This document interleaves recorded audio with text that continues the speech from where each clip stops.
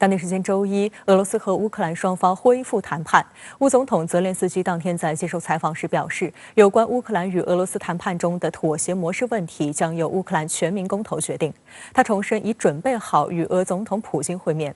俄罗斯总统新闻秘书佩斯科夫表示，俄乌谈判尚未取得重大进展，现在谈论俄乌总统会面还为时尚早。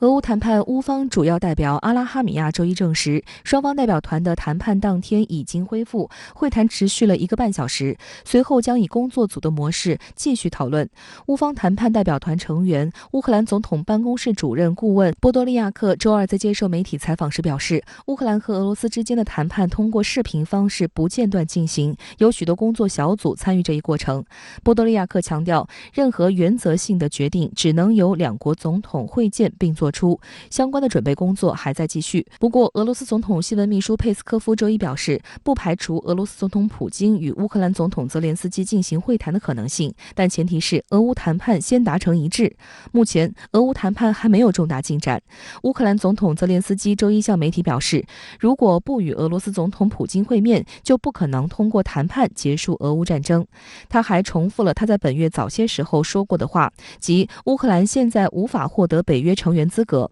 他表示，乌克兰没有被北约接纳，因此需要保持冷静并寻求其他安全保障。而安全保障问题可能涉及乌克兰宪法和现行法律的改变。他说，这些改变可能是历史性的，将由全民公投决定。乌克兰人民必须对某些妥协模式发表意见并做出抉择。但他同时强调，乌克兰相关法律规定，当乌克兰或其部分区域处于战争状态或紧急状态时，禁止召集和举行全国性的公民投票。一个国家领土的变更，它是需要修改宪法的。那么修改宪法就势必要进行全民公投，是需要广泛的，不能是议会就决定了。他来表示要通过这个公投，实际上也是一种让步的表现，就是给了俄方或者是给了这个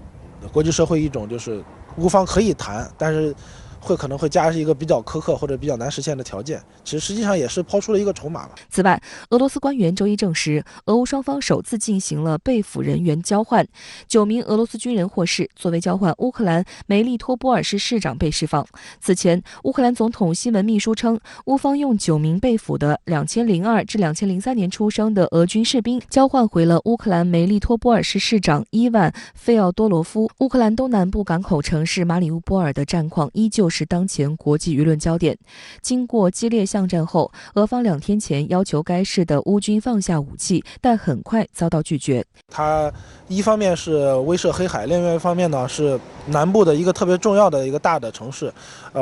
再往东再往西呢就可以到达这个南部的重镇奥德萨，那么往北呢就可以到扎波罗热这些可以威胁到乌克兰腹地的地方。所以说俄军的这个最后通牒呢，它实际上从战争一开始就是要争夺这个马里乌波尔的地方，但实际上乌方拒绝呢，也能展现出来，就是乌方在这个城市的防守能力还是很强的。英国金融时报周一分析说，占领马里乌波尔将令俄罗斯控制整个亚速海北部海岸，切断乌通向黑海的关键通道，形成一条连接克里米亚的陆上走廊。美国华盛顿邮报称，俄罗斯打算通过控制该港口城市，宣布其在这场战争中获得首个战略胜利。不过，美联社引述西方军事分析人士的话说，即便马里乌波尔陷落，占领那里的俄军也可能由于疲惫而无法支援其他战线的攻势。当地时间周一，欧盟理事会通过名为战略指南针的行动计划，该计划为欧盟设定了增强共同防御能力的目标，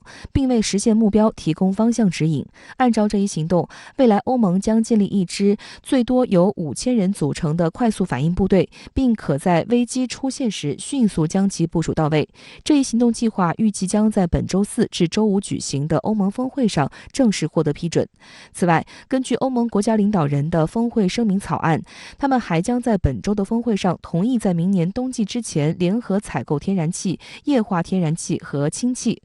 此前，欧盟国家基本上都是自行负责本国的能源政策，并且在是否需要欧盟层面采取行动来抑制价格方面存在分歧。